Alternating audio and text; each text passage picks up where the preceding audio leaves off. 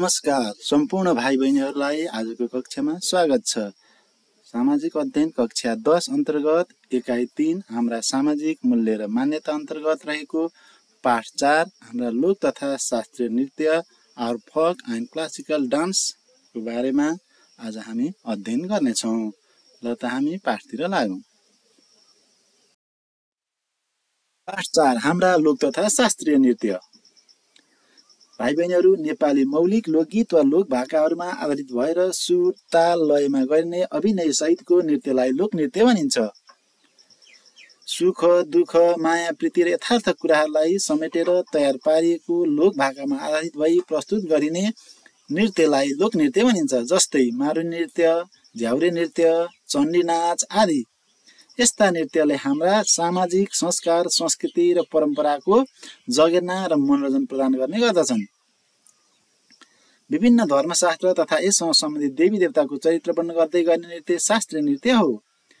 यस नृत्यमा शरीरका विभिन्न अङ्ग जस्तै आँखा, औँला, मुख, हातद्वारा गीत सङ्गीतको भावलाई व्यक्त गरी प्रस्तुत गरिन्छ। यी नृत्यहरू नियमबद्ध र रागात्मक हुन्छन्। जस्तै पञ्चबुद्ध नृत्य, चर्या नृत्य, कार्तिक नृत्य आदि। यस्ता नृत्यले धार्मिक आस्था र विश्वासलाई मजबुत र बलियो बनाउँछ। भाइ बहिनीहरू, नेपालमा प्रचलित केही लोक तथा शास्त्रीय नृत्यलाई हेरौँ।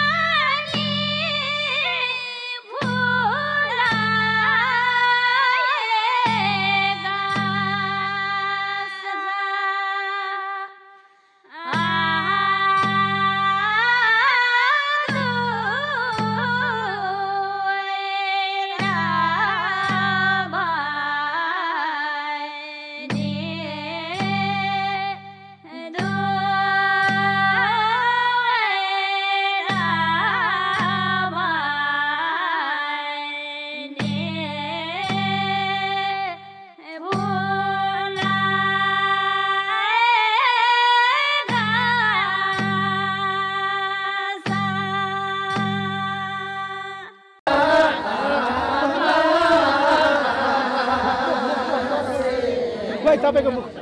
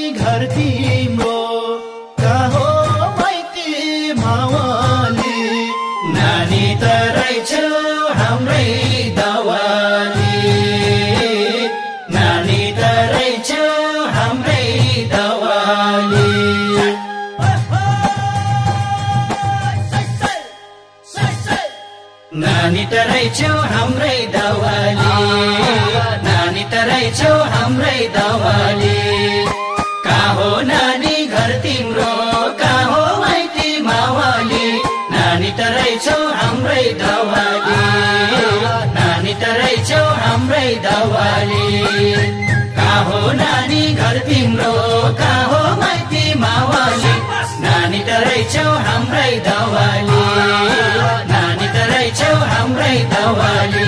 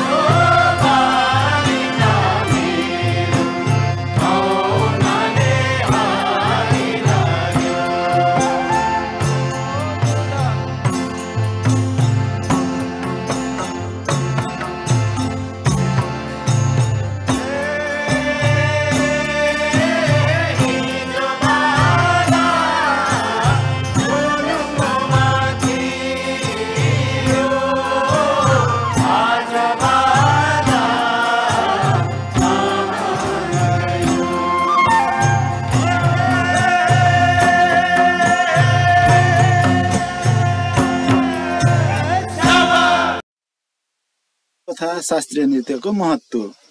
नेपाली लोक तथा शास्त्रीय नृत्यको महत्त्व निम्न प्रकार रहेको छ। व्यक्तिमा कला र सिपको विकास हुन्छ। देशको मौलिक संस्कृतिको संरक्षण र सम्वर्धनमा टेवा पुग्छ। शारीरिक र मानसिक सक्षमता विकास हुन्छ। सामाजिकरण र असल सामाजिक सम्बन्ध विकास गर्न मद्दत पुग्छ। मनोरञ्जन प्रदान गर्छ। आन्तरिक एवं बाह्य भ्रमणका अवसरहरू प्राप्त हुन्छन्। पर्यटन प्रदानमा सहयोग पुग्छ। रोजगारीको अवसर प्राप्त हुन्छ। लोक तथा शास्त्रीय नृत्य बीचको भिन्नता। शास्त्रीय नृत्य, लोक नृत्य प्राचीन धर्मशास्त्र र देवी देवताको वर्णन गर्दै नाचिने कलात्मक प्रस्तुतिलाई शास्त्रीय नृत्य भनिन्छ। समाजको सुख, दुःख, माया, प्रीति र यथार्थ कुरालाई समेटेर तयार पारिएको लोकगीतको भाकामा गरिने नृत्यलाई लोक नृत्य भनिन्छ। चर्या नृत्य, पञ्चबुद्ध नृत्य, कार्तिक नाच, हनुमान नाच आदि शास्त्रीय नृत्यका उदाहरण हुन्। धान नाच, झ्याउरे नाच, मारुनी नाच, सोरठी नाच आदि लोक नृत्यका उदाहरण हुन्। शास्त्रीय नृत्य नाच्न राम्रो तालिमको आवश्यकता पर्छ। आँखा, मुख, औँला लगायतका शरीरका विभिन्न अङ्गहरूद्वारा गीत सङ्गीत भावनालाई प्रस्तुत गरिन्छ। र भाइ बहिनीहरू, लोक नृत्य नाच्न केही सजिलो हुन्छ। गीतको भाकामा हात, खुट्टा र जिउलाई मर्काई लोक नृत्य नाचिन्छ। त्यस्तै शास्त्रीय नृत्य देवी देवताहरूको वेशभूषाहरू प्रयोग गरी नाचिन्छ भने लोक नृत्य जाति तथा लोकगीतको भावना अनुसारको वेशभूषा प्रयोग गरी नाचिन्छ। शास्त्रीय नृत्यको नियम कडा हुन्छ। यो नाच्नलाई केही नियममा आधारित रहेर नाच्नुपर्ने हुन्छ। लोक नृत्यको नियम केही लचिलो हुन्छ। यसमा खासै शास्त्रीय नृत्यमा जस्तो नियम कडा हुँदैन। शास्त्रीय नृत्य धर्मशास्त्रमा आधारित भएर नाचिन्छ भने लोक नृत्य सामाजिक जीवनमा आधारित भएर नाचिन्छ। शास्त्रीय नृत्यमा शास्त्रीय गीत र बाजा बजाएर नाचिन्छ भने लोक नृत्यमा लोकगीत र बाजा बजाएर नाचिन्छ।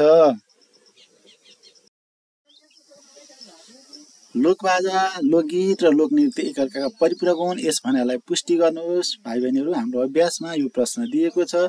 यसलाई यहाँ लेख्ने प्रयास गरिएको छ। भाइ बहिनीहरू, गाउँघरमा घाँस दाउरा मेलापात गर्दा दुःख सुख हर्ष पीडा माया प्रेम आदिलाई समेटेर आफ्नै मौलिक भाकामा गाइने गीतलाई लोकगीत भनिन्छ। त्यही गीत गाउँदा बजाइने बाजालाई लोकबाजा र त्यही गीत र सङ्गीतको तालमा नाचिने नाचलाई लोकनृत्य भनिन्छ। गीतलाई लयबद्ध बनाउन बाजा चाहिन्छ भने बाजाको सुर तालमा रहेर गायक गायिकालाई गीत गाउन सजिलो हुन्छ। बाजाले गीतलाई सङ्गीत गर्ने काम गर्छ र जसले गीतमा माधुर्यता ल्याउँछ र गीत सुनिरहँ जस्तो मिठासपन ल्याउँछ। सङ्गीत बिनाको गीतमा कुनै माधुर्यता हुँदैन। गीतको शब्द र भावना अनुसार बाजा बजाउनु पर्ने हुन्छ। शब्द बिनाको बाजा पनि मिठासपन हुँदैन। त्यस्तै लोकनृत्य गर्न लोकबाजा र लोकगीतको आवश्यकता पर्दछ। भाइ बहिनीहरू, लोकनृत्य गर्दा लोकगीतको शब्द र लोकबाजाको धुनमा ध्यान दिनुपर्छ। बाजा र गीत बिनाको नृत्यको कुनै औचित्य हुँदैन। एउटा पागल उफ्रे जस्तो हुन्छ। एउटाको अभावमा अर्को पूर्ण हुन सक्दैन। कुनै एउटाले मात्र मनोरञ्जन प्रदान गर्न सक्दैन। जसरी हाम्रो शरीरमा मुटु कलेजो र फुक्चुको घनिष्ठ सम्बन्ध रहेको हुन्छ, त्यसरी नै लोकबाजा लोकगीत र लोकनृत्य पनि घनिष्ठ सम्बन्ध रहेको हुन्छ। एक बिना अर्कोको परिकल्पना गर्न सकिँदैन। त्यसैले भन्न सकिन्छ कि लोकबाजा लोकगीत र लोकनृत्य एक अर्काका परिपूरक हुन्। ल त भाइ बहिनीहरू, आजलाई यति नै।